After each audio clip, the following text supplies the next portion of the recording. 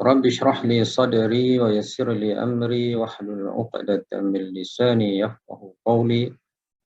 اللهم افتح علينا حكمتك وانشر علينا من خزائن رحمتك يا أرحم الراحمين. اللهم ارزقنا فهم النبيين وحفظ المرسلين وإلهام الملائكة المقربين برحمتك يا أرحم الراحمين. اللهم ارزقنا علما نافعا ورزقا واسعا وشفاء من كل داء برحمتك يا أرحم الراحمين. ولا حول ولا قوة إلا بالله العلي العظيم. InsyaAllah, Alhamdulillah, pada kelas kita pagi ini kita akan sambung ayat 37.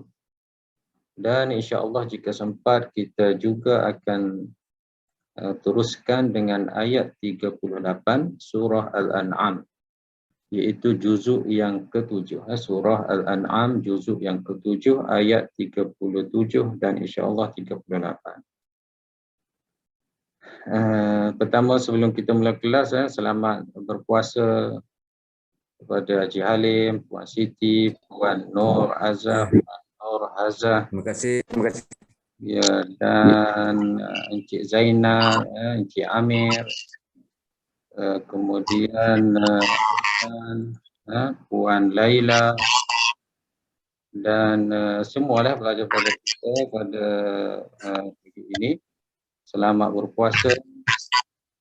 Semoga Ramadan pada kali ini lebih baik daripada Ramadan sebelumnya.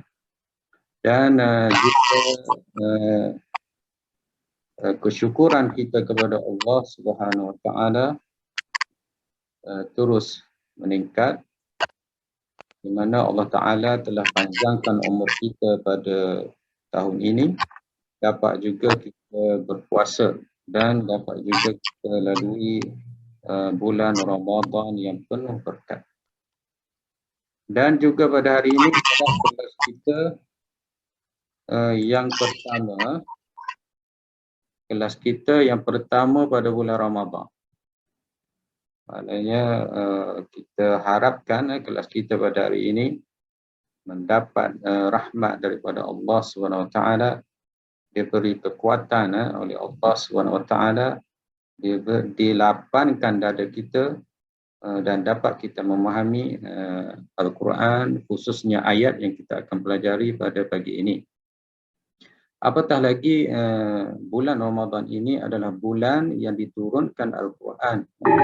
Syahrul Ramadan alladhi unzila fihi Al-Quran. Bulan Ramadan diturunkan 30 juzuk Al-Quran daripada langit, daripada Lauh Mahfuz ke langit dunia. Jadi apabila disebut Ramadan, maka teringatlah kita tentang Al-Quran. Maknanya Ramadan dan Al-Quran itu adalah sesuatu yang dekat, di mana Allah Ta'ala telah menurunkan Al-Quran pada bulan Ramadan.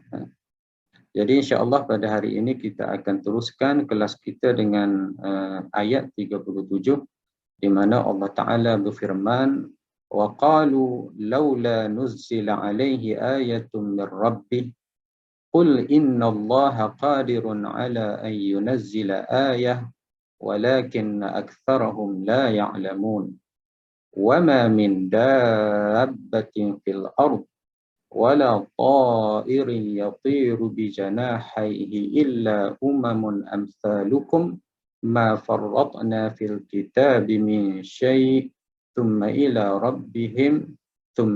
ربهم يحشرون.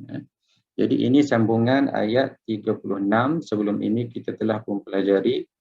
Dan ayat-ayat ini masih lagi peristiwa ataupun masih lagi berkisar tentang dakwah Nabi, tentang seruan Nabi, tentang ajakan Nabi kepada Islam. Jadi Nabi SAW dibangkitkan oleh Allah Subhanahu Wa Taala, dilantik menjadi Rasul, dan Nabi menghadapi masyarakat yang berada di sekelilingnya, masyarakat di Mekah Al-Mukarramah. Jadi Nabi menghadapi kaum musyriki Mekah Jadi cerita ayat-ayat yang kita sedang pelajari ini ialah masih lagi berkisar, masih lagi temanya tentang dakwah Nabi kepada kafir ataupun musyrik Mekah. Jadi ayat-ayat ini kita jangan lupa masih lagi tentang dakwah Nabi. Masih lagi tentang tentangan yang dilakukan oleh musyrikin Mekah terhadap Nabi Muhammad, terhadap dakwah Nabi Muhammad SAW. Jadi pada kelas kita minggu lepas kita telah mempelajari walaupun di sana ada tentangan daripada musyrikin Mekah di mana Nabi diancam, Nabi difitnah, Nabi mahu dibunuh dan dicaci, dihina dan sebagainya. Namun di sana ada golongan yang mendengar dakwah Nabi, alladzina yasma'un.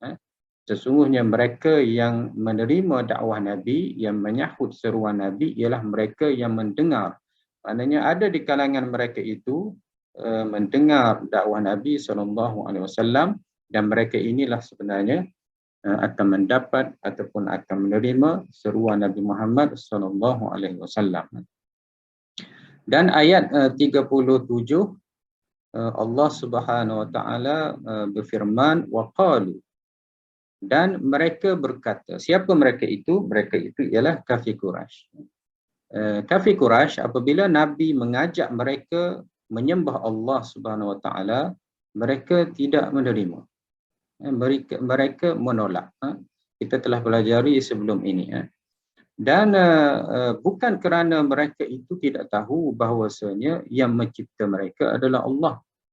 Mereka tahu sebenarnya, bahkan Allah Ta'ala sebut wala in sa'altahum man khalaqahum la yaqulunna Allah. Seandainya kamu wahai Muhammad tanya mereka siapa yang cipta mereka, membuat mereka, mereka akan kata, mereka pasti akan menyebut Allah. Tetapi mereka tidak beriman kepada Allah, mereka tidak menyembah Allah Subhanahu Wa Taala. Dan mereka juga bukan tidak tahu bahawasanya Nabi Muhammad ini benar. Tidak pernah Nabi Muhammad ini hidup di kalangan kafir Quraisy ataupun musyrikin Mekah. Nabi berbohong sehingga Nabi digelar Al-Amin. Di dalam keadaan begitu, apabila Nabi menyuruh mereka kepada Islam, mereka telah menolak. Mereka telah menolak, bukan sahaja menolak, mereka menghina Nabi, mereka menuduh Nabi ini adalah tukang sihir, mereka mengatakan Nabi ini adalah gila, mereka kata Nabi ini adalah datang untuk memecah belahkan masyarakat, datang untuk memporak-perandakan masyarakat Mekah pada masa itu. Bahkan tidak cukup dengan itu, mereka mengejek Nabi. Antara ejekan Nabi ialah dengan meminta Nabi datangkan bukti. Jadi ayat 37 ini waqalu, mereka berkata. Apa yang mereka kata? Iaitu mereka minta supaya diturunkan mukjizat. Ini perangai orang yang dia bukan sebenarnya percaya. Apabila Nabi bagi tahu Jibril yang utuskan yang turun ke Al-Quran, mereka minta supaya Jibril turunkan. Jibril turun, Jibril turun bersemuka.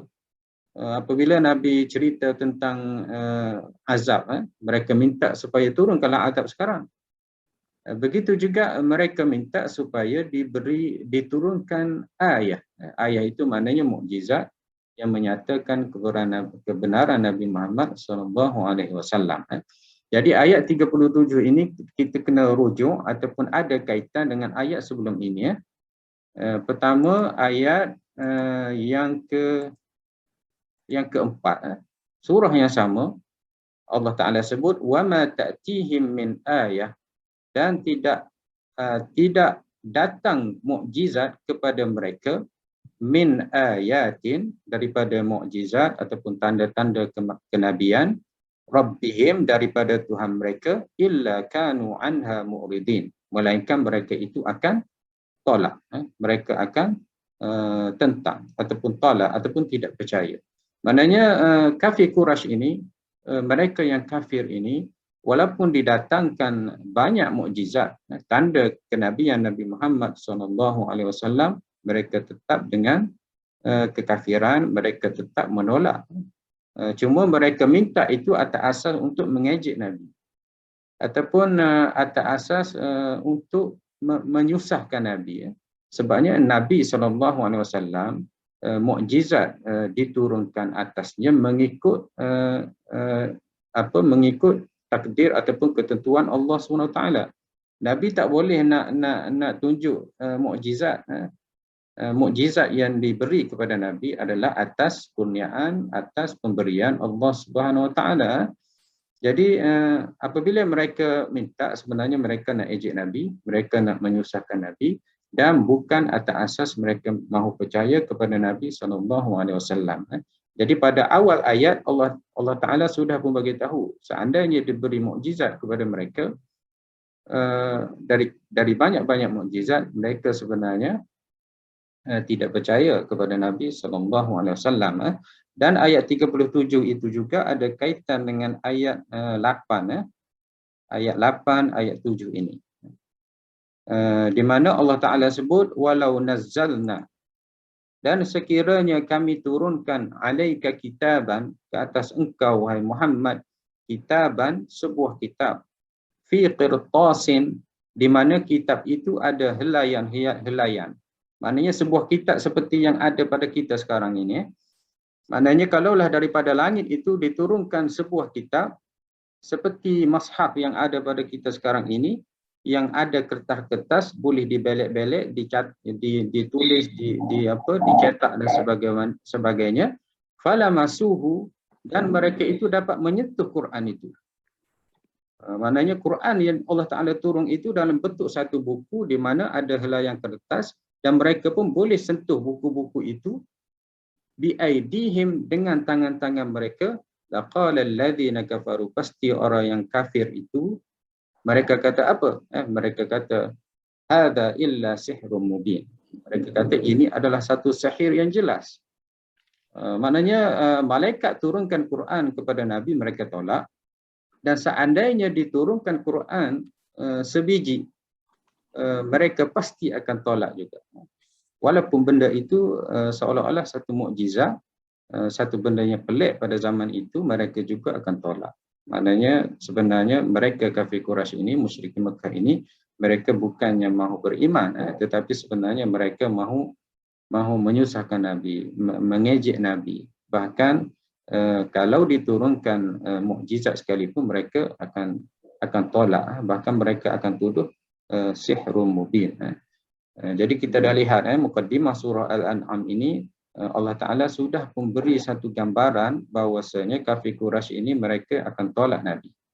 Mereka akan tolak Nabi, dan ayat-ayat selepas itu Allah Ta'ala tunjukkan gambaran bagaimana interaksi Nabi dengan kafir musyrikin Mekah, bagaimana dialog Nabi, bagaimana dakwah Nabi, cabaran-cabarannya, dan juga bagaimana cara Nabi menghadapi ataupun cara Nabi dakwah kepada musyrikin Mekah. Jadi kita kena undur balik beberapa ayat yang Allah Ta'ala sudah pun sebut sebelum ini, dan juga ayat 20 berapa ayat 25 tak silap saya. Okey, ayat 25 kita telah selesai tafsir ayat ini, di mana Allah Ta'ala sebut wa iyyarau kulla ayatin la yu'minu biha.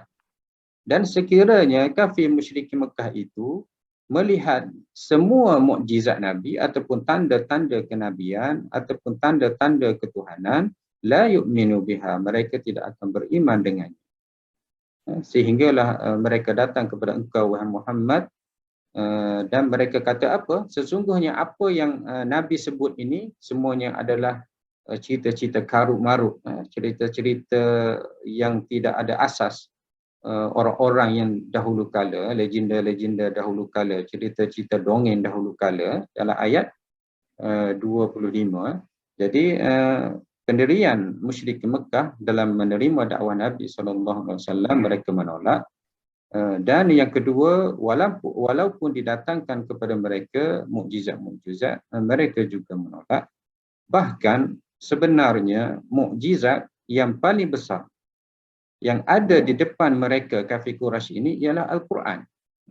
Inilah mukjizat yang paling besar, yang paling agung, yang sebenarnya tidak boleh dinafikan oleh musyrikin Mekah. Jadi kalau kita lihat sejarah, musyrikin Mekah ini mereka terkenal dengan kehebatan berbahasa Arab. Maknanya sastera Arabnya hebat, dia punya ayat-ayat syair dia adalah hebat, puisi-puisinya hebat, kata-katanya hebat. Sehingga mereka itu berlomba-lomba untuk menunjukkan kehebatan bahasa masing-masing. Pada saat inilah mereka Al-Quran diturunkan kepada Nabi Muhammad SAW, di mana ayat Quran ini mengatasi kehebatan bahasa mereka. Bahkan setiap orang yang mendengar ayat Quran, mereka akan rasa kagum. Di mana sebelum ini kita telah pun dengar cerita bagaimana Abu Jahal, bagaimana Al-Walid bin Mughirah, mereka telah mencuri, mereka telah keluar malam mendengar Nabi membaca Al-Quran. Kenapa? Kerana Al-Quran ini ayat-ayatnya adalah mukjizat.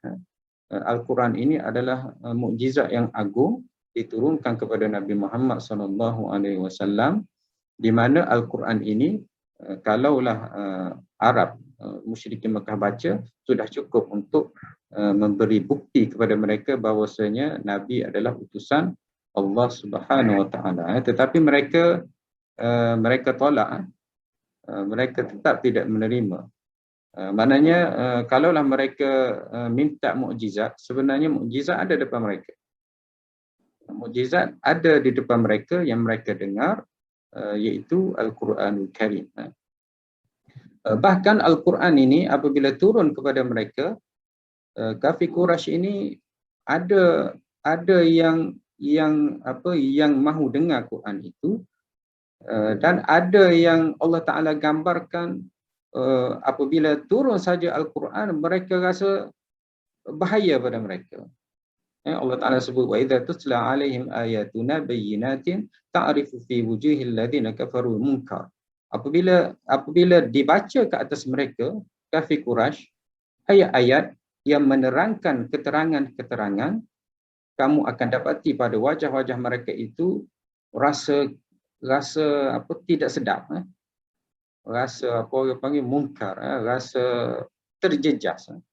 Sebabnya di kalangan kafir Quraisy ini mereka peniaga-peniaga berhala, mereka adalah peniaga-peniaga Arab, mereka adalah orang-orang yang ada kepentingan, di mana ada penindasan, kezaliman seperti riba, seperti rasuah, perhambaan dan sebagainya. Bila datang Al-Quran ini, apabila mereka dengar ayat-ayat Quran ini ada dari sudut sastranya hebat dan juga menentang apa yang mereka lakukan daripada maksiat ataupun kezaliman di Mekah, jadi mereka rasa tak sedap.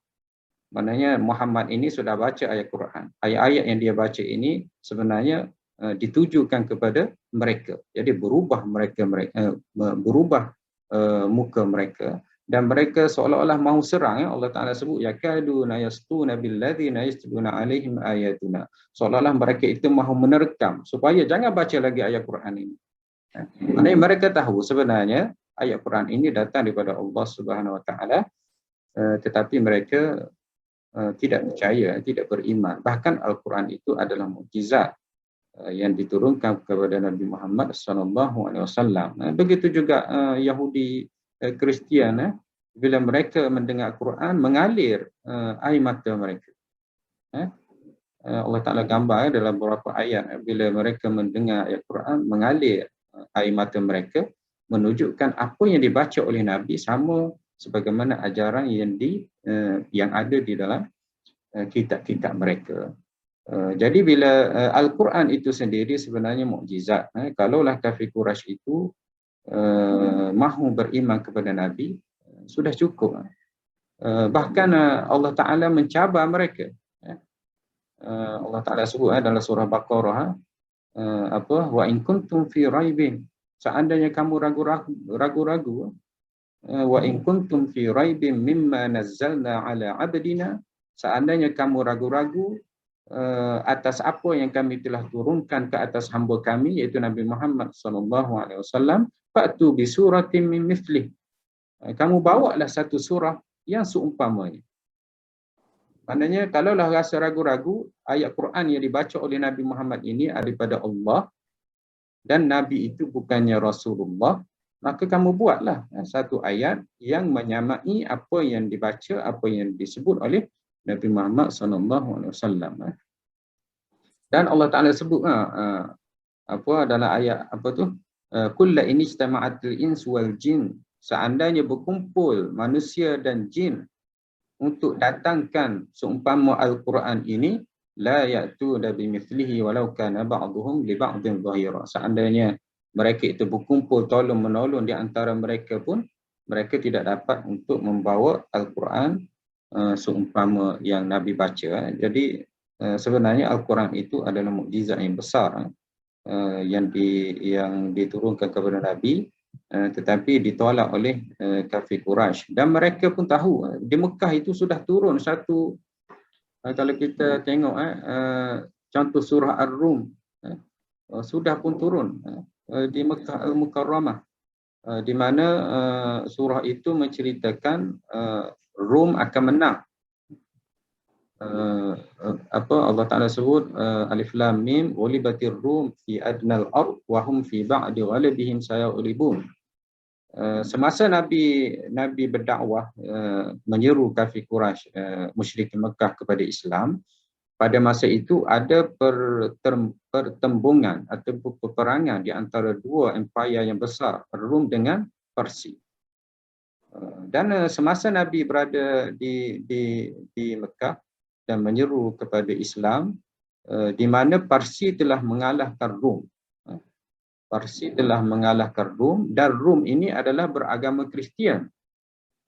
Jadi puak-puak kafir Quraisy ini mereka kata, walaupun Muhammad ini akan serang kami ataupun akan melawan kami, akhirnya kami akan menang. Kenapa? Kerana mengambil pengajaran daripada Rum, di mana Rum ini adalah ahli kitab, di mana mereka lawan Parsi yang menyembah api, akhirnya Parsi itu menang. Jadi pada masa itu telah turun ayat ghulibatir Rum, telah kalah Rum di tangan Parsi, fi adnal ardi, iaitu pada bumi yang rendah, itu di Palestin ataupun di Laut Mati. Peperangan itu berlaku di situ. Min ba'di ghalabihim sayaghlibun. Dan Allah Taala sebut selepas Rum itu kalah, dia akan menang fi bid'i sinin, lebih kurang 9 tahun. Dan bila Nabi berhijrah ke Madinah pada tahun yang kedua ataupun semasa peperangan Badar yang berlaku juga pada bulan Ramadan, Rum telah dapat mengalahkan Parsi. Jadi pada masa ini mereka juga tahu bahawasanya Al-Quran ini adalah datang daripada Allah, di mana Al-Quran dia menceritakan tentang peristiwa yang akan berlaku, iaitu kemenangan Rum terhadap Parsi, di mana pada masa itu Nabi Muhammad SAW berada di Madinah. Maknanya kalaulah mereka itu mahu percaya kepada Nabi, mereka sudah pasti boleh percaya dengan melihat apa yang ada di dalam Al-Quran, kandungan Al-Quran. Begitu juga tidak ada percanggahan di dalam Al-Quran, tetapi mereka masih lagi tetap meminta supaya Nabi membawa kepada mereka mukjizat. Kenapa? Kerana sebenarnya mereka mahu mengejek Nabi ataupun mahu menyusahkan Nabi, ataupun itu adalah orang yang tak nak percaya. Jadi akhirnya mereka meminta macam-macam. Kalau diberi pun mereka kekal tidak percaya kepada Nabi Muhammad SAW. Okey, panjang cerita saya. Kalau nak cerita lagi panjang lagi, tak habislah ayat kita pada hari ini. Jadi kita kembali kepada waqalu, mereka berkata, iaitu kafir Quraisy. Jadi gambaran tu kita sudah tahu bagaimana asas kepada ayat ini ataupun suasana ayat ini, di mana ketika Nabi berdakwah menyeru kepada Islam, Nabi minta ataupun dakwah kafir musyrik Mekah supaya mereka menerima ajaran Nabi Muhammad SAW. Waqalu, dan mereka berkata, laula, sekiranya ataupun alangkah eloknya, nuzzila alaihi ayatun, diturunkan ke atasnya ayatun min rabbih, ke atasnya iaitu ke atas Nabi Muhammad sallallahu alaihi wasallam, ayatun, satu tanda. Ayat ini mungkin ayat, ayat ini juga bermaksud tanda ataupun mukjizat, min rabbih, daripada Tuhannya. Maknanya Nabi seru kafir Quraisy supaya beriman kepada Allah dan menerima dakwah Nabi SAW. Jadi orang kafir ni kata apa? Alangkah eloknya kalau Nabi ini, kalau Tuhan turunkan ke atas Nabi satu mukjizat, kalaulah turun kami akan percayalah. Seolah-olahnya begitu. Tetapi Allah Ta'ala tidak turunkan. Nuzila, diturunkan ke atasnya ayatun, satu tanda, mir rabbihi, daripada Tuhannya. Ini juga adalah bukti bahawasanya mereka itu tahu bahawasanya mukjizat itu datang daripada Allah. Ada dua perkataan di sini. Nuzila, diturunkan. Bila diturun maknanya daripada atas ke bawah. Yang kedua, mir rabbihi, daripada Tuhannya. Tuhannya itu iaitu Tuhan Nabi Muhammad SAW. Maknanya mereka tahu Nabi Muhammad ini adalah Rasul. Dan Rasul ini tidak ada kuasa untuk tunjukkan ataupun untuk bawa mukjizat. Jadi mereka pun minta supaya diturunkan. Siapa yang turunkan? Iaitu Allah Subhanahu Wa Taala. Mir Rabbih, daripada Tuhannya iaitu Nabi Muhammad SAW. Jadi apabila musyrik Mekah berkata sebegitu ataupun meminta supaya didatangkan mukjizat, apa yang Allah Taala ajar kepada Nabi? Allah Taala kata, "Qul", katakanlah wahai Nabi Muhammad, "Innallah", sesungguhnya Allah, qadirun, berkuasa. Allah Taala berkuasa. Allah Taala boleh ala an yunazzila, menurunkan ayatan, dia menurunkan mukjizat. Allah Ta'ala mampu menurunkan mukjizat.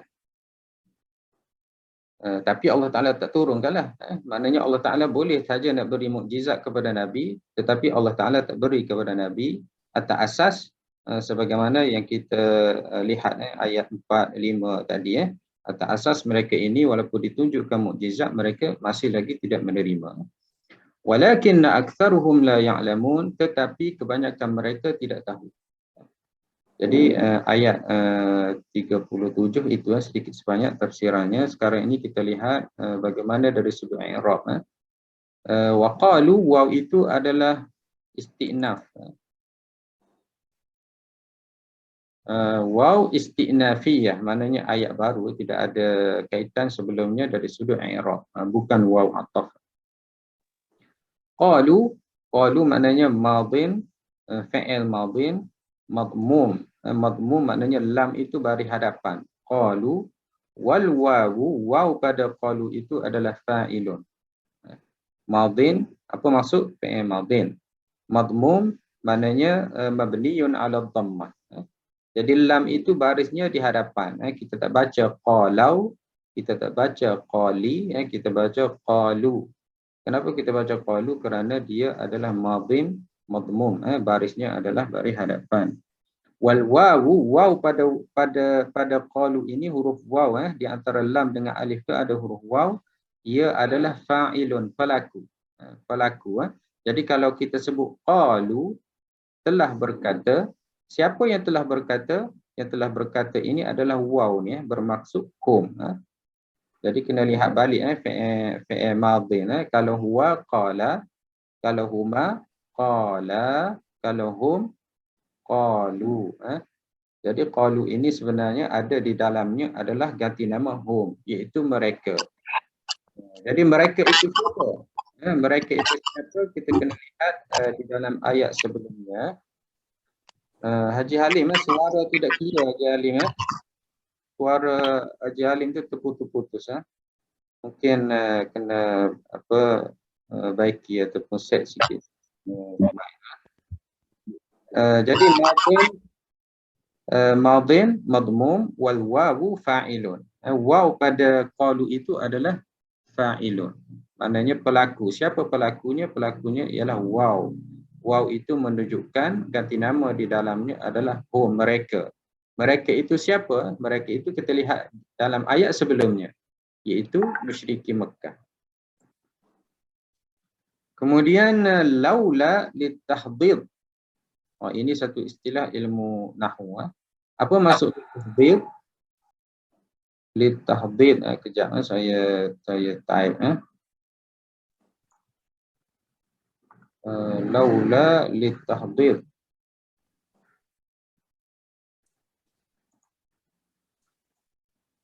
Okey. Perkataan laula ni, laula dia ada banyak. Laula, kadang-kadang halla, kadang-kadang ala. Ini lebih kurang semuanya adalah untuk tahdid. Tahdid maksudnya untuk menggalakkan ataupun minta sama ada dengan lembut ataupun dengan tegas. Semua perkataan ni maknanya dia adalah talab, minta, biquwwah wal layyin. Maknanya fungsi huruf ni adalah litahdid. Apa maksudnya? Maksudnya adalah minta sama ada dengan tegas ataupun lembut. Jadi kalau kita kata, kalau kita tengok ayat tadi, laula, laula apa tadi? Laula nuzzila alaihi ayatun. Laula nuzzilaihi ayatun. Laula nuzzila alaihi ayatun. Maknanya mereka minta supaya diturunkan ke atas Nabi daripada Tuhannya. Maknanya mereka meminta. Laula ni litahdid. Cuma kita kena ingat minta di sini apabila dia berdebat. Maknanya apabila kafir musyrikin Mekah itu berdebat ataupun berdialog dengan Nabi SAW, Nabi baca ayat Quran contohnya, Nabi seru mereka kepada Islam dan sebagainya, akhir sekali mereka pun guna laula. Laula itu adalah mendesak ataupun meminta supaya Nabi datangkan kepada mereka mukjizat. Jadi itu maksud, maknanya mendesak, meminta supaya Nabi, supaya Allah SWT ataupun supaya Nabi berdoa kepada Allah SWT diturunkan kepada baginda Nabi mukjizat. Bila turun, mereka akan beriman. Seolah-olahnya begitu. Kita boleh terjemahkan laula ini alangkah eloknya.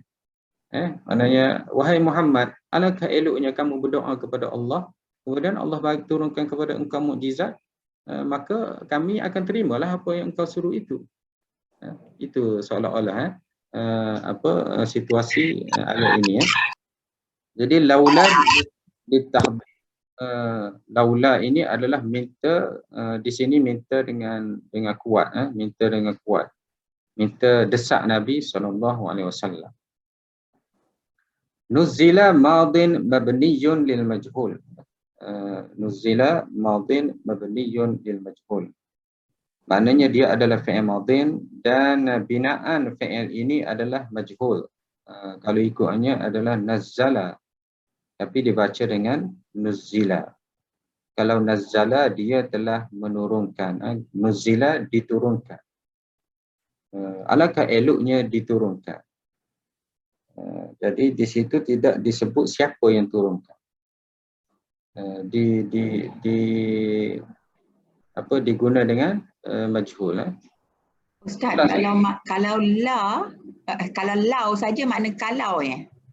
Kalau lau saja dia boleh jadi ada syarat, sekiranya.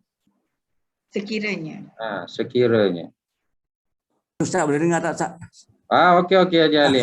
Tukar baru ni. Jadi laula Ustaz dalam terjemahan Quran dia kata mengapa tidak? Why not? Ya boleh. Mengapa tidak? Alangkah diturunkan. Alangkah elok. Dia begini, ini gaya bahasa Arab. Macam kita berdialog dengan seseorang, kita berdebat dengan seseorang, ataupun kita bercakap dengan seseorang, di mana seseorang itu telah memberi sesuatu supaya kita percaya kepadanya. Tetapi kita masih lagi tidak percaya. Kita pun kata, "Itulah, kenapa tidak engkau datangkan lagi hujah yang lagi hebat? Ataupun alangkah eloknya engkau bawakan hujah yang lagi kuat." Itu maksudnya. Kalau bahasa Melayu boleh minta. Ustaz, la tu makna tidak kan? Kalau laula, kalau tidak, dia tak sesuai. Mengapa tidak yang paling dekat? Ya, boleh puan, boleh terjemah mengapa tidak, ataupun bolehkah, alangkah eloknya, begitu. Jadi dia bukan saja laula, ada ala, ada halla, ada beberapa perkataan yang fungsinya adalah litahdid. Fungsinya adalah litahdid. Apa itu maksud litahdid? Minta. Kita minta dibawa sesuatu. Tetapi ada dalam keadaan tegas, ada dalam keadaan lembut. Kadang-kadang tegas itu adalah untuk mematikan hujah. Maknanya kadang-kadang orang berhujah, dia minta, engkau bawa satu hadis yang mengatakan sebegini-sebegini, hadis itu tak ada. Sebenarnya minta itu sebenarnya adalah untuk mematikan hujah ataupun untuk menghina kita punya pendebat yang berdebat dengan kita itu. Jadi laula ini fungsinya iaitu litahdid. Ini ada huruf khas. Jadi dalam bahasa Arab ni ada huruf-huruf yang diguna untuk tahdid, untuk menggalakkan ataupun untuk mendesak ataupun untuk meminta. Jadi orang yang dengar itu apabila disebut laula, maknanya mereka akan faham satu permintaan untuk diberikan sesuatu. Okey. Jadi lau itu sekiranya, lau itu kalau kita nak pecahkan, lau itu sekiranya, la itu tidak, sekiranya tidak, tetapi dia package, satu ayat tu dia huruf tahdid. Kalau kita pecahkan dia tak jadi huruf tahdid. Kalau kita pecahkan lau, dia jadi adat syarat, sekiranya. Dan kalau kita ambil la saja, dia akan bermaksud nafi. Jadi kena sekalikan. Kena sekalikan, barulah dia jadi litahdid. Laula. Jadi orang yang baca ayat ni, dia dapat gambarkan bahawasanya Nabi sedang berdialog dengan musyrikin Mekah. Nabi seru musyrikin Mekah, berimanlah kepada Al-Quran, berimanlah kepada Allah Ta'ala. Percayalah bahawasanya Nabi itu adalah utusan Allah Subhanahu Wa Ta'ala. Jadi mereka menolak, mereka berhujah dan sebagainya.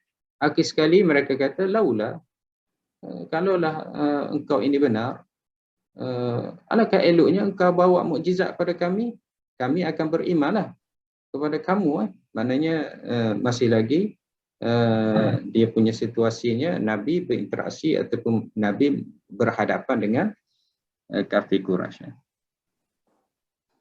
Nuzzila madin mabniyyun lil majhul, asalnya nazzala tetapi nuzzila. Sebagaimana yang sebelum ini pun saya dah terangkan, asalnya nazzala. Nazzala Allah kita buat. Kalau kita sebut nazzala, maknanya ada fa'il. Nazzala menurunkan. Siapa yang menurunkan? Allah. Tapi kalau kita nak buang Allah ni, kita buang Allah ni kerana orang dah tahu semua, Allah lah yang menurunkan Al-Quran. Jadi kita kena guna nuzzila. Jadi nuzzila ini diturunkan. Kenapa dibuang Allah ini? Kenapa dibuang Allah?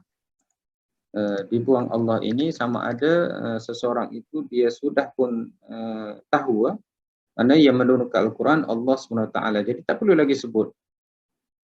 Kan? Kalau ke atas ni disebut. Nazzalallah, maknanya Allah Ta'ala menurunkan. Kadang-kadang kita nak buang Allah ini, jadi kita guna nuzzila. Jadi nuzzila itu sudah dibuang. Sudah dibuang dia punya fa'il. Kenapa dibuang fa'il itu? Kerana semuanya sudah tahu Yang menurunkan Al-Quran ialah Allah Subhanahu wa Ta'ala. Jadi diguna nuzzila. Kita jumpa dalam Al-Quran kan, kadang-kadang anzalna. Anzala, tidak begitu. Kadang-kadang nazzala. Apa bezanya? Apa tahu kan? Sebelum ni saya dah cerita dah. Apa beza dengan anzala dengan nazzala? Nazala saya, nazala kami. Tidak Wan. Kalau unzila, unzilu, ataupun nazala, yanzilu, anzilu baru saya. Ini fi'il madhi, dua-duanya fi'il madhi. Kita baca ayat Quran, inna anzalna fi lailatul qadar. Allah Ta'ala sebut anzalna. Ataupun kita baca syahrul Ramadan allazi unzila fihi al-Quran. Jadi Allah Ta'ala guna lafaz anzala. Tak ada jawapan Semua teringat belakang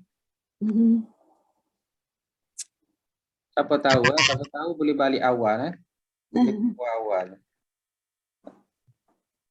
Jadi anzala maksudnya takkan tak tahu semua ramai-ramai ni. Ada 15 orang ni. Anzala. Puan Haji Syahlan. Ustazah Puan Nur Humairah. Saya baru lagi, Ustaz.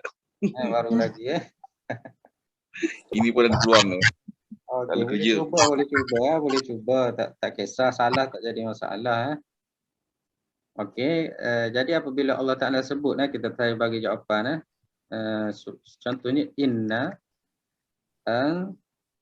anzalnahu fi lailatul qadar. Sesungguhnya kami telah menurunkan Al-Quran pada malam Lailatul Qadar. Jadi Allah Ta'ala guna anzala. Jadi anzala ini turun sekaligus 30 juzuk Al-Quran. Ataupun turun serentak semuanya. Anzalna. Jadi ulama tafsirkan pada malam Lailatul Qadar Al-Quran itu diturunkan ke semuanya, daripada langit, daripada Lauh Mahfuz ke langit dunia. Hakikatnya saya pun tak tahu bagaimana langit dunia dan sebagainya. Tetapi Al-Quran itu diturunkan pada peringkat awal, penurunannya pada malam Lailatul Qadar itu diturunkan ke semuanya pada malam Lailatul Qadar daripada Lauh Mahfuz ke langit dunia. Kemudian daripada langit dunia diturunkan kepada Nabi berperingkat-peringkat selama 23 tahun. Jadi diguna nazzala. Maknanya Jibril turunkan kepada Nabi diguna nazzala. Itu beza dia. Kalau nazzala maksudnya diturunkan peringkat demi peringkat, sedikit demi sedikit. Dan kalau nazzala, anzala, maksudnya diturunkan secara jumlah, secara borong ke semuanya kepada Nabi Muhammad, daripada langit ke langit dunia. Boleh tengok nanti ayat Quran yang lain. Jadi Allah Ta'ala guna nazzala. Nazzala di sini. Nazzala ni daripada wazan fa'ala ke? Ya, fa'ala. Fa'ala, kalau anzala ialah af'ala kan? Kau tak silap? Ya, fa'ala. Kalau anzala, af'ala. Saya lupa dah, Ustaz. Lama tak guna. Ya. Ya, maknanya kalau anzala satu kali. Kalau nazzala banyak kali. Jadi kafir musyrikin itu seolah-olah dia bagi tahu laula, alangkah eloknya nuzila, diturunkan. Maknanya turunlah mukjizat. Selepas ini turunlah lagi. Maknanya keraplah sedikit turunkan mukjizat supaya kami ini dapat percaya, dapat beriman kepada Nabi Muhammad sallallahu alaihi wasallam.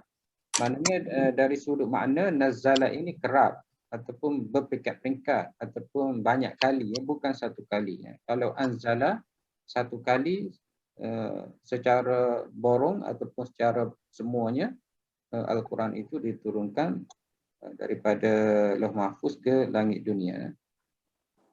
Ustaz, dalam surah Al-Kahfi pun ada perkataan anzala. Ya, kalau anzala itu sekaligus. Sekaligus. Ya, kalau nazala itu banyak kali, ya. Dia mubalaghah, dalam ilmu dalam makna dia, ya, Arab sebut al-mubalaghah bil fi'li. Al-mubalaghah ini kerap, sangat banyak. Mubalaghah itu wazan fa'ala. Okey. Jadi sampai mana tadi? Nuzzila fi'il madhi mabniyyun lil majhul. Jadi saya sudah pun sebut tadi, kalau lil ma'lum nazzalallah.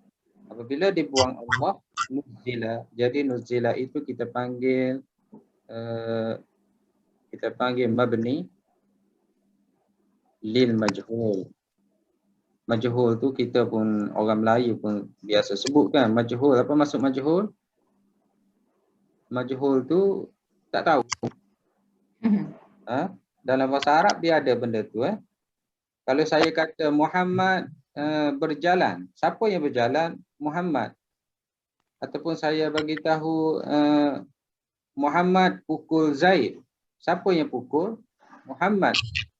Tapi apabila saya tak nak bagi tahu seseorang itu pukul Zaid, saya akan kata Zaid dipukul. Jadi Zaid dipukul. Orang pun tanya siapa yang pukul Zaid? Kita tak tahu ataupun kita tak nak bagi tahu siapa yang pukul. Cuma kita bagi tahu dipukul. Jadi dalam bahasa Arab itulah maksudnya mabni lil majhul.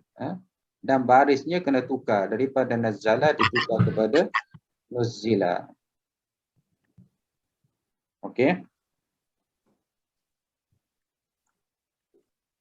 Ada soalan nak tanya?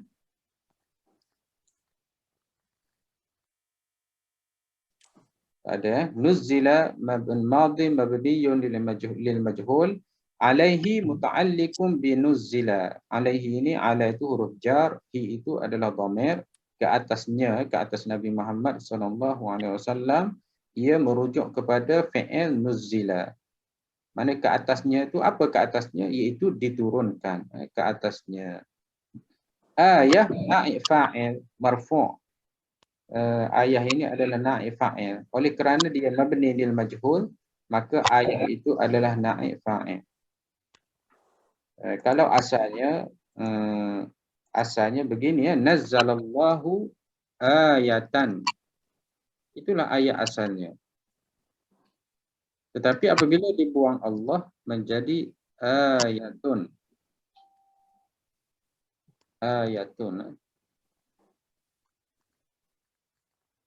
Jadi ayah ini dia mengambil tempat Allah. Oleh kerana Allah itu barisnya hadapan, maka ayah pun kena baris hadapan juga. Ayah ni pun kena baris hadapan lah juga. Jadi ayah ini adalah ganti kepada Allah. Itulah dipanggil naib fa'il. Dipanggil naib fa'il. Asalnya ayatan. Tak jelas Jali, pecah-pecah suara Jali, saya tutup. Ayah itu adalah tanda, dan dia asalnya adalah baris atas. Tetapi apabila dibaca nuzzila, daripada baris atas ayah itu bertukar kepada baris hadapan. Dan kenapa dia baris hadapan? Kita panggil dia naib. Maknanya dia ganti kepada Allah. Ganti kepada Allah dari sudut kedudukan i'rab dia. Jadi baris Allah itu hadapan, maka ayah pun dibaca dengan baris hadapan. Jadi ayah itu adalah naib fa'il. Dan Allah itu kalau ikutnya ia adalah fa'il, tetapi tidak disebut. Ia adalah fa'il. Allah itu adalah fa'il. Ayah ini naib fa'il. Nazzala ada Allah fa'il. Nuzzila Allah dibuang, ayatun jadi naib fa'il. Dia mengambil tempat i'rabnya kedudukannya ambil tempat Allah, maknanya naib fa'il marfu'. Allah itu fa'il marfu'. Okey, insya-Allah subhanahu wa ta'ala. Kemudian mir rabbi muta'alliqum bi nuzzila. Kalau kita kata mir rabbi, daripada Tuhan tu, apa daripada Tuhan tu? Nuzzila, diturunkan. Maknanya diturunkan Al-Quran itu ataupun mukjizat itu daripada Tuhan. Sebab itulah saya bagi tahu tadi bahawasanya mereka itu beriman mukjizat itu bukanlah sewenang-wenangnya boleh didatangkan oleh, boleh ditunjuk oleh Nabi kita Muhammad SAW. Jadi mukjizat itu adalah atas kurniaan, atas kehendak Allah Subhanahu Wa Taala. Bila Allah Taala beri, barulah dapat mukjizat. Kalau Allah tak izinkan, maka tak dapatlah mukjizat. Mukjizat itu adalah kurniaan Allah Subhanahu Wa Taala. Jadi mereka sebut min rabbihi muta'alliqun bi nuzzila. Dan min huruf jar, rabbi itu adalah mudhaf, hi itu adalah mudhafun ilaih, daripada Tuhan Nabi Muhammad sallallahu alaihi wasallam. Qul amrun sakin, fi'il amar, kata kerja amar, dan lam itu bari mati. Katakanlah wahai Muhammad. Wal fa'il mustatir. Di dalam kul ini ada pelakunya. Pelakunya ialah mustatir, tak nampak, tersembunyi. Dan takdirnya ialah anta, awak. Maknanya kul, katakanlah, awak katakanlah. Jadi awak itu adalah Nabi Muhammad SAW. Katakanlah wahai Muhammad, maknanya engkau menghadapi puak-puak musyrikin Mekah ini, mereka duk minta mukjizat-mukjizat ini, engkau katakanlah, jawablah kepada mereka. Apa yang perlu jawab? Innallaha qadirun. Inna itu adalah litaukid. Inna itu adalah litaukid, iaitu bermaksud sesungguhnya. Wan nasab. Nasab ini Allah itu dibaca dengan baris atas. Innallaha. Ha itu dibaca dengan baris atas. Kita tak baca baris bawah. Kita tak baca innallahi. Kita tak baca innallahu. Kita baca innallaha. Kenapa kamu baca Allah? Kerana ada inna itu. Kerana fungsi inna dia menasab, menjadikan Allah itu mansub dengan baris atas. Isim inna mansub. Isim inna mansub. Allah itu isim inna, dia adalah mansub. Hukumnya adalah mansub. Hukum i'rabnya adalah mansub dan tanda mansubnya ialah baris atas. Innallaha. Qadirun khabar inna marfu'. Marfu' tu maknanya dibaca dengan baris hadapan dia, qadirun. Kalau masuk dibaca dengan qadiran. Tetapi oleh kerana dia marfu', kita baca dengan qadirun. Dia adalah khabar kepada inna. Asal ayat ini ialah Allahu qadirun. Allah Taala berkuasa. Tetapi apabila kita nak menguatkan kenyataan ataupun menguatkan makna ayat ini, kita letak inna. Sesungguhnya betul Allah Ta'ala itu berkuasa ataupun maha berkuasa. Jadi Allah Ta'ala berkuasa, dialah yang boleh datangkan mukjizat. Kalau banyak kali pun dia dapat datangkan mukjizat tersebut. Dia boleh beri kepada Nabi Muhammad SAW. Tetapi Allah Ta'ala tidak beri mukjizat tersebut. Ala lil jarri, maknanya huruf jar. Maksud jar ini isim selepasnya berbaris bawah, kata kerja, kata nama selepasnya. An masdariyah, qadirun ala an. Qadirun ala an.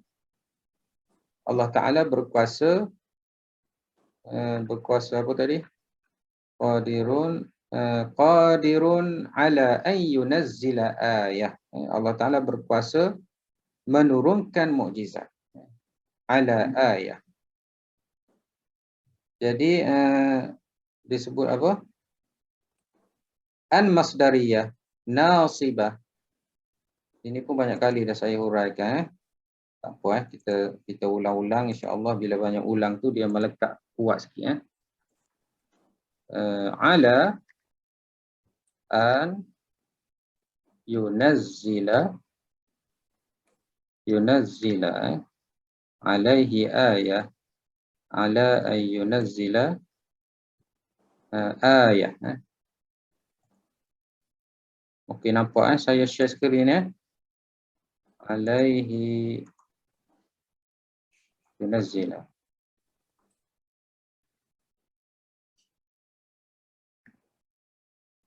Ayah. Okey. Ada an dengan yunazzila. Nazala yunazzilu ay yunazzila. Jadi dia kata apa? An ini adalah masdar. Masdariyah. Masdariyah itu maknanya an ini dia boleh mengubah fi'il itu kepada kata nama terbitan. Ay yunazzila kita terjemahkan bahawasanya dia akan menurunkan. Tapi boleh kita terjemahkan penurunannya.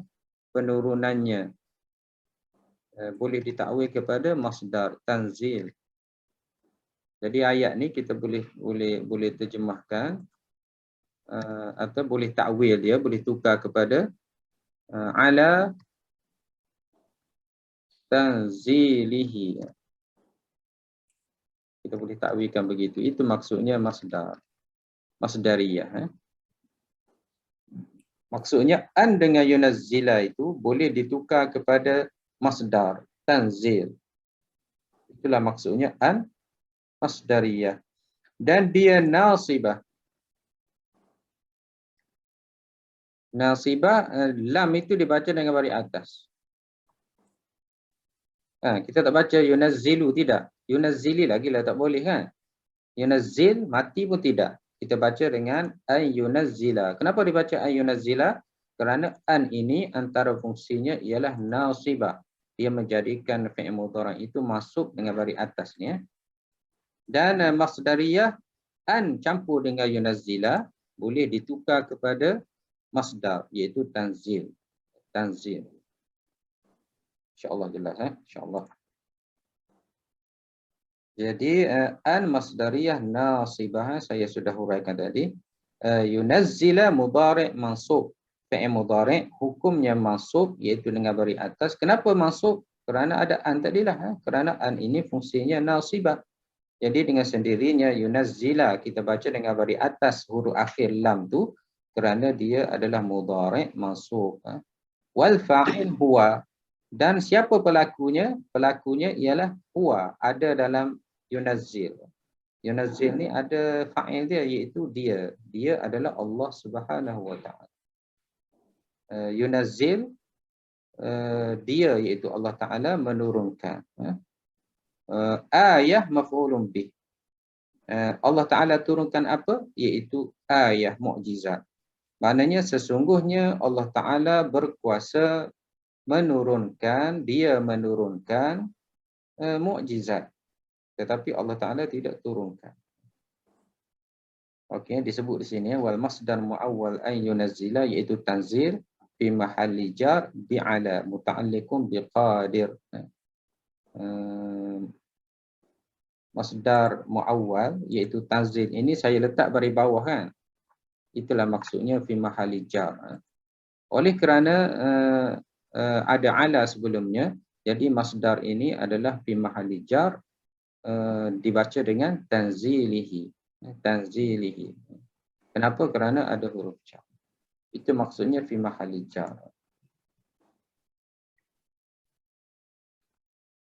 Okey, muta'alliqun biqadir ala tanzilihi itu merujuk kepada qadir, berkuasa menurunkan. Wa atifah dan waw itu adalah huruf ataf.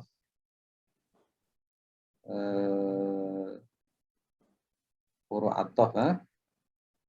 Huruf ataf ke mana?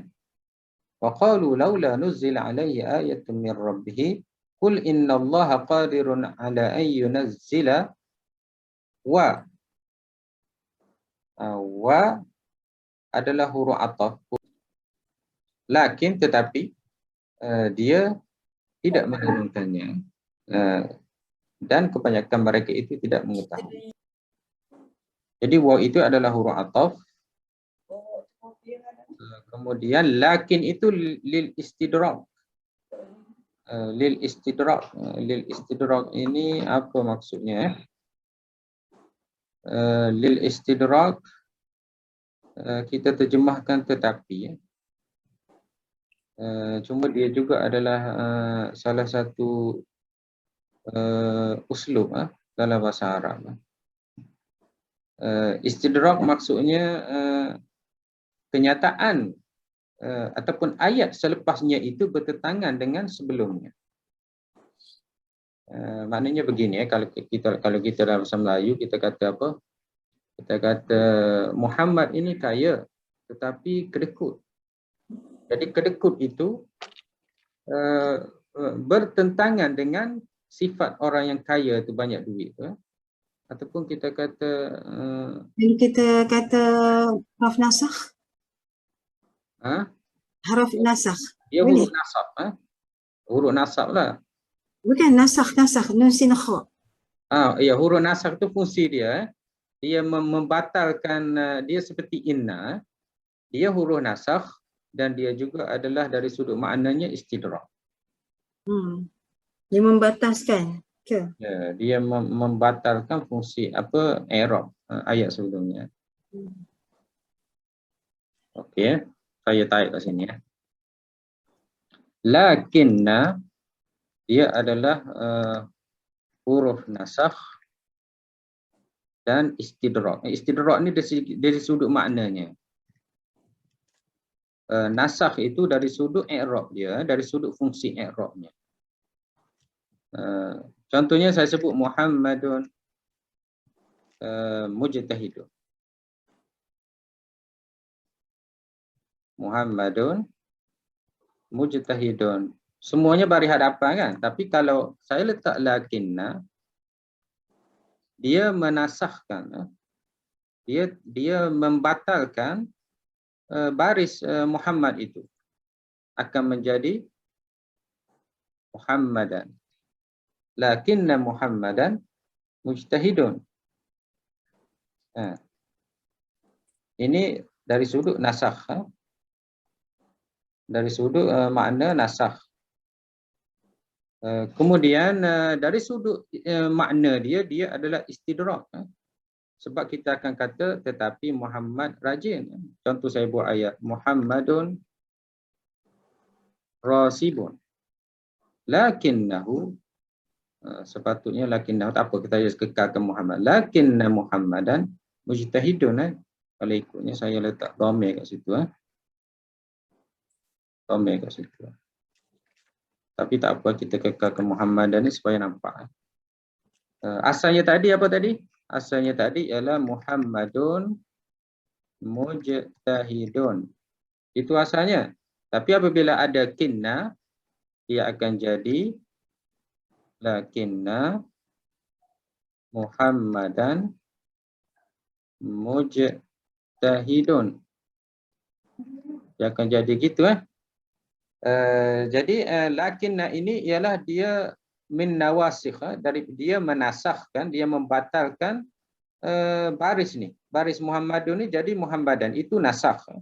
Tetapi dari sudut maknanya, bila kita nak guna lakinna ini adalah dia istidrak. Istidrak ini bermaksud tetapi. Istidrak itu ayat selepasnya bertentangan dengan sebelumnya. Cuba tengok saya buat ayat ni. Muhammadun, Muhammad, rasibun, gagal. Dan Muhammad seorang yang gagal. Lakinnahu, tetapi dia, ataupun lakinna Muhammadan, tetapi Muhammad itu mujtahidun, rajin. Jadi rajin dengan gagal ini dia bertentangan, bersalahan. Itu maksudnya istidrak. Itu maksudnya istidrak. Fungsi lakinna. Lakinna ini dia adik-beradik dia lah, semuanya nawasikh. Dalam ilmu nahwu kita panggil an-nawasikh. An-nawasikh ini ada inna, ada apa lagi, lakinna, ada apa lagi, la'alla, laita, Apa lagi ya? Anna pun sama. Anna selainnya. Semua itu an-nawasikh. Kita kembali kepada ayat Quran tadi ya. Kita kembali kepada ayat Quran. Allah Ta'ala kata apa? Allah Ta'ala kata, katakanlah wahai Muhammad kepada kafir Quraisy yang meminta mukjizat itu, katakanlah kepada mereka, sesungguhnya Allah Ta'ala berkuasa untuk menurunkan mukjizat. Tetapi Allah Ta'ala tidak menurunkannya. Dan kebanyakan daripada mereka itu tidak mengetahui. Ya. Aktsaru walakinna aktsarahum wan nasab, istidrak wan nasab. Wan nasab ini hukum dia sebab dia adalah nawasikh. Aktsar isim lakin mansub, hum mudhafun ilaih, la nafiyah iaitu nafi, ya'lamuna mithlu yasma'una, yasma'un fi'il mudhari' marfu' bi thubutin nun, yasma'un mudhari' marfu' bi thubutin nun. Tetapi kebanyakan di kalangan mereka tidak tahu. Maknanya ada di kalangan mereka itu tahu. Sebagaimana yang kita tafsir minggu lepas kan, ada di kalangan musyrikin Mekah itu, mereka dengar, menadah telinga mereka, suka mendengar ataupun rindu untuk mendengar ayat-ayat Quran yang dibaca oleh Nabi Muhammad SAW. Begitu juga di kalangan mereka, iaitu kafir Quraisy itu, mereka juga tahu seandainya diturunkan mukjizat dan mereka menolak mukjizat tersebut, mereka akan diturunkan azab, ataupun mereka akan diazab oleh Allah di dalam neraka. Maknanya mereka tahu semua itu, tetapi mereka tidak percaya kepada Nabi Muhammad SAW. Dia dalam agama kita ini sebenarnya kita tidak perlu kepada mukjizat. Itu kalau ikutnya. Mukjizat ini sebenarnya mereka-mereka yang tak nak percaya, mereka pun minta. Jadi orang-orang yang nak beriman, sebenarnya mereka tidak perlu mukjizat pun mereka akan beriman. Bahkan kalau kita lihat bagaimana cara untuk seseorang itu percaya adanya Allah, bukan tunjuk benda-benda pelik, tetapi tunjuk benda-benda yang ada di sekeliling kita. Sebagai contohnya ayat yang kita belajar sekarang ni kan, mereka minta mukjizat. Mereka minta mukjizat, tetapi Allah Taala bagi tahu, Allah Taala berkuasa beri mukjizat, tetapi Allah Taala tak beri. Dan ayat selepas itu Allah Taala bagi tahu tentang apa? Tentang makhluk-makhluk ataupun binatang-binatang yang melata di atas bumi. Allah Taala sebut tentang burung-burung yang terbang dengan dua sayapnya dalam ayat 38. Dan Allah Taala bagi tahu binatang-binatang itu, termasuklah manusia dan sebagainya yang melata di atas muka bumi ini, juga burung-burung yang terbang di angkasa itu, mereka adalah umat-umat seperti manusia. Jadi kita lihat kan, mereka minta mukjizat, tetapi Allah Taala telah ceritakan kepada mereka tentang burung yang terbang dan juga unta, ternakan, kuda dan sebagainya yang melata di atas muka bumi ini. Apa petunjuknya? Petunjuknya di sini, manusia boleh beriman walaupun tanpa mukjizat. Bagaimana imannya boleh ada dalam dirinya? Iaitu dengan melihat makhluk Allah, dengan melihat bagaimana sempurnanya dunia ini, bintang, bulan, langit, bumi, binatang-binatang, semua ini akan membuat iman seseorang itu akan muncul dalam dirinya. Bahkan Allah Ta'ala sebut, wa fi anfusikum afala tubsirun, dalam diri kamu, kenapa kamu tidak melihat? Jadi kalau seseorang itu melihat di dalam dirinya tentang berapa kali jantungnya berdenyut, bagaimana kehebatan yang ada pada dirinya tentang panca inderanya, matanya, telinganya, boleh berdiri, tidak jatuh, boleh rasa, kan, kemudian kehebatan-kehebatan yang ada dalam diri seseorang itu boleh sampai ataupun boleh muncul keimanan di dalam dirinya. Tidak perlulah kepada mukjizat. InsyaAllah pada minggu depan saya akan InsyaAllah saya akan cuba untuk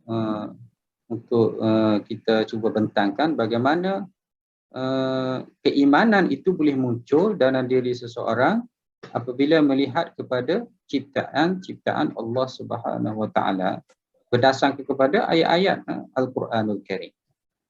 Jadi tauhid itu, akidah itu ataupun kepercayaan itu bukan semata-mata orang panggil benda-benda yang mukjizat, keluar air daripada tangan ataupun boleh terbang ataupun boleh jalan atas air baru nak, tidak. Tetapi dia adalah mungkin ataupun boleh juga timbul tauhid itu daripada kita memerhatikan ciptaan Allah Subhanahu Wa Taala, dan itulah juga yang diminta kafir Quraisy ini mereka renung. Bahkan kafir Quraisy ini Allah Taala minta mereka lihat kepada unta saja. Ayat afala yanzuruna ilal ibli kaifa khuliqat. Cubalah engkau lihat bagaimana unta itu dicipta. Dengan melihat unta itu boleh mencetuskan, boleh membawa kepada keimanan seseorang. InsyaAllah Ustaz. Okey, sudah pukul 10.34. InsyaAllah kita sambung minggu depan. Hajatnya nak 2 ayat pada hari ini tetapi tidak sempat juga. InsyaAllah kita ayat yang ke-38. InsyaAllah kita akan sambung bagaimana cara dakwah Nabi, bagaimana pendekatan yang Nabi guna dalam berhadapan dengan kafir Quraisy ataupun musyrik Makkah. Di mana pada ayat 38 Allah Ta'ala cuba minta supaya kafir Quraisy ini merenung apa-apa yang ada di sekeliling mereka, khususnya binatang-binatang yang melata di bumi dan juga binatang-binatang yang boleh terbang ke langit, di mana semua itu adalah bukti kewujudan Allah SWT dan bukti bahawasanya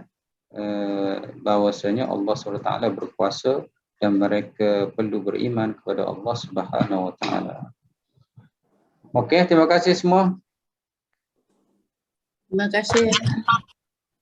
Kita jumpa minggu depan insya-Allah. Terima kasih. Barakallahu fiikum wa jazakumullahu khair. Terima kasih. Assalamualaikum warahmatullahi wabarakatuh. Terima kasih Ustaz. Afwan. Terima kasih.